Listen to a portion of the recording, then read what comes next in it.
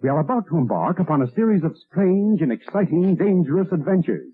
Adventures that will lead us to all parts of the world. Hello and welcome to another Bad Comic Review. This time we are looking at Rook Exodus Issue 1. This is a 2024 series from Image Comics and Ghost Machine, written by Geoff Johns with art by Jason Fabok, colors by Brad Anderson, letters by Rob Leigh. I have cover A by Jason Fabok and Brad Anderson, Brian Cunningham, editor-in-chief. So this takes place on a corporation world called Exodus. This corporation called Better World is using what's known as an Earth engine. Unfortunately, it didn't take, so the terraforming is reverting back to whatever the planet was before that. And most people have left the planet. Everybody else is scrambling to build ships. Apparently, a lot of the Better World employees got left behind, and they're most of the people that are trying to leave now, and the ships they're building mostly fail. It says there's about 1 in 50 that actually make it off the planet. And that's when we meet Rook, who is trying to build his own ship to get off the planet. He is scavenging parts off the crashed ships. Now, one of the interesting things about the character here is he has a helmet that lets him connect to crows, ravens, and rooks. So that's why he's named Rook. He's able to connect to those animals, see through their eyes, and sort of control them. As the resources get more scarce, they are a little bit more difficult to control. There's not a lot of water left. Animals are getting bigger for some reason, and he's basically just looting the apartment complex he lives in for resources and supplies. And he's drinking a lot, because that's what you do in comics when your character needs something to do. They just become alcoholics. I think there's a lot of alcoholism in the comic world because that's their go-to. It's never like I have a hobby building ships and bottles or anything like that. It's always raging alcoholism. So Rook has this friend named Swine who can control giant boars, and he's decided to stay behind, and of course they get drunk together. We get a flashback to Rook's time on Earth. He was from Illinois, trying to grow crops, and much like in the movie Interstellar, the crops aren't really working out, and the soil's gone bad. There's a lot of natural disasters and strife. Well, something bad happens to the farm, and Rook decides to sell the farm and take the money and go to this new outlying colony. So things haven't really worked out. It looks like there's